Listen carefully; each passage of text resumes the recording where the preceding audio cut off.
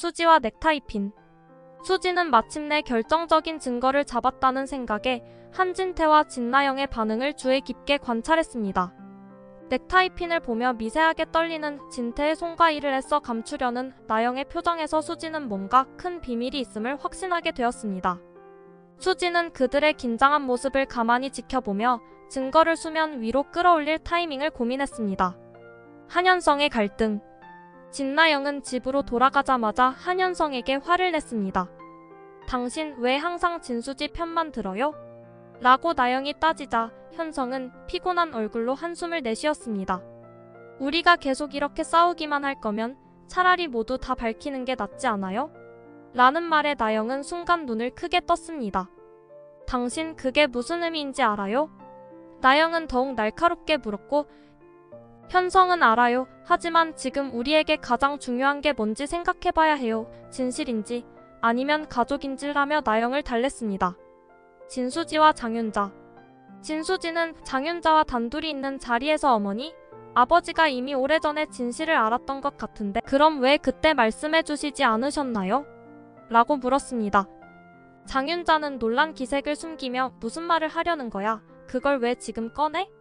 라고 회피했지만 진수지는 물러서지 않았습니다. 어머니가 아버지 몰래 무언가를 한 건 아니겠죠? 분명히 뭔가를 알고 계신 것 같은데 장윤자는 더 이상 이 대화를 이어갈 수 없다고 판단하고 자신은 아무것도 모른다며 자리를 떠났습니다. 예상치 못한 방문자. 저녁 조용했던 마리의 집에 초인종이 울립니다. 문을 열자 뜻밖의 인물이 서 있었습니다. 최 PD님? 진나영은 순간 당황한 기색을 감추지 못한 채 말을 잇지 못했습니다. 최 PD는 능글맞은 미소를 지으며 가볍게 인사를 건넸습니다. 오랜만이네, 나영씨. 이렇게 찾아와서 미안해. 할 얘기가 좀 있어서. 진나영의 표정은 점점 굳어져 갔습니다. 나영은 지금 자신에게 최 PD는 존재 자체만으로도 매우 큰 약점이 될 수 있다고 생각했습니다. 무언가를 숨기고 있는 듯한 나영의 태도에 최 PD는 느긋하게 미소를 지으며 집안을 둘러보았습니다. 이제 잘 살고 있나 보네. 하지만 예전 얘기들은 내가 다 기억하고 있지. 그의 말이 끝나자마자 진나영의 얼굴은 창백해졌습니다. 무슨 말씀인지 잘 모르겠네요. 제가 바빠서 이만 돌아가 주시면 좋겠는데. 진나영은 애써 태연한 척했지만 목소리는 떨리고 있었습니다. 최 PD는 한 발짝 더 가까이 다가가며 낮은 목소리로 말했습니다. 나는 오늘 나영씨를 보러 온 게 아니야. 라며 말끝을 살짝 흐렸습니다. 진나영은 갑작스러운 질문에 숨이 막히는 듯 했습니다. 두 손은 떨리고 심장은 빠르게 뛰기 시작했습니다. 최 PD는 눈을 가늘게 뜨며 나영의 배로 시선이 내려갔습니다. 나한테는 이미 다 보이는 것 같은데 혹시 숨기고 있는 거 있지 않나? 최 PD의 말투는 냉소적이었지만 그 안에는 분명한 위협이 담겨 있었습니다. 진나영은 뭔가를 말하려다 멈췄습니다. 최 PD가 더 많은 것을 알고 있을지도 모른다는 불안감에 마음이 혼란스러워졌습니다. 진나영은 최 PD가 한현성과 대화하는 걸 어떻게든 막아야 한다는 생각에 사로잡힙니다. 최 PD와 진나영의 대화가 끝나갈 즈음 현관문이 열리며 한현성이 집으로 들어왔습니다. 진나영은 순간 놀란 표정을 지었지만 곧 냉정을 찾고 평소처럼 행동하려 애썼습니다. 한현성은 낯선 얼굴을 보고 눈살을 살짝 찌푸리며 물었습니다. 누구시죠? 최 PD는 여유로운 미소를 지으며 가볍게 고개를 끄덕였습니다. 아, 저는 나영씨랑 예전에 같이 일했던 사람입니다. 최 PD라고 합니다. 한현성은 그 말을 듣고 잠시 시선을 나영에게 돌렸다가 다시 최 PD에게로 향했습니다. 아, 그렇군요. 반갑습니다. 진나영은 상황을 빨리 정리하고 싶어하는 듯 서둘러 말을 꺼냈습니다. 최 PD님, 오늘은 바쁜데 찾아오셔서 죄송해요. 다음에 다시 이야기하는 게 좋겠어요. 최 PD는 의미심장한 미소를 지으며 가볍게 손을 흔들었습니다. 그래, 나도 이만 가볼게. 다음에 또 봅시다. 최 PD가 집을 나가고 문이 닫히자 한현성은 곧바로 진나영을 바라보았습니다. 무슨 일이에요? 진나영은 짧게 대답했습니다. 예전에 일했을 때 제가 관리한 자료 때문에 잠깐 들린 거예요. 신경 쓸 필요 없어요. 하지만 한현성의 눈빛에는 의심이 서려 있었습니다. 그의 직감은 뭔가 수상하다는 느낌을 떨칠 수 없게 했습니다. 그는 말없이 고개를 끄덕이며 더 이상 묻지 않고 방으로 들어갔습니다. 최 PD와의 약속. 한현성은 최 PD의 명함을 만지작거리며 깊은 생각에 잠겼습니다. 그는 결국 결단을 내렸습니다. 최 PD에게 전화를 걸어보기로 한 것입니다.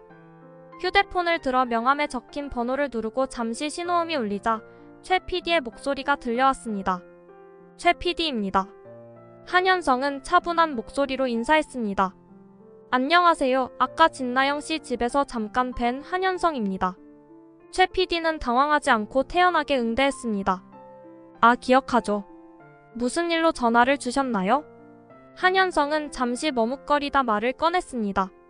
혹시 나영 씨와 예전에 일하면서 들었던 이야기를 좀 여쭤보고 싶은데 시간 괜찮으시면 따로 만날 수 있을까요?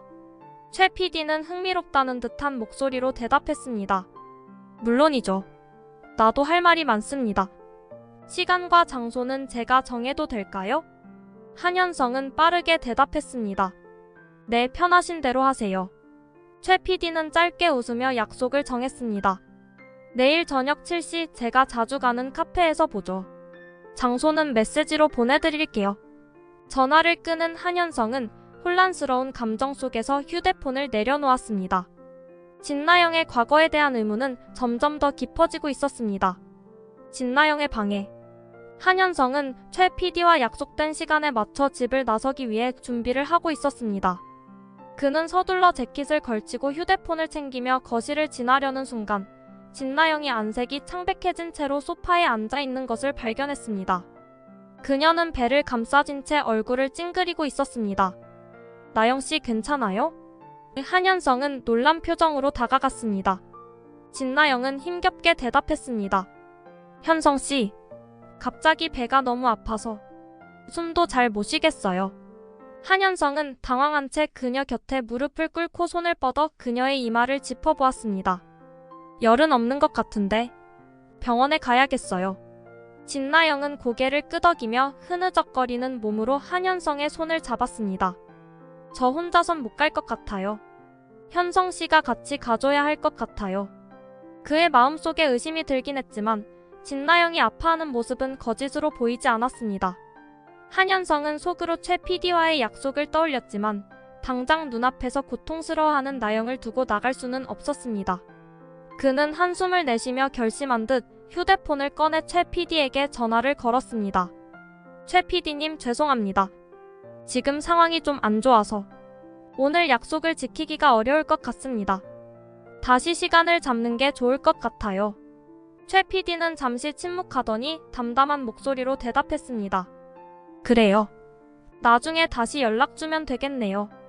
전화를 끊고 나서 한현성은 진나영을 부축해 병원으로 향했습니다. 차 안에서 한현성은 앞을 응시하며 깊은 생각에 잠겼습니다. 이번 일이 우연일지 아니면 진나영이 뭔가 숨기고 있는 것인지 의심이 머릿속을 떠나지 않았습니다. 진나영은 옆자리에서 조용히 배를 감싸쥐고 눈을 감고 있었지만 입가에는 옅은 미소가 보입니다. 여기까지 117회 예상 줄거리였습니다. 감사합니다.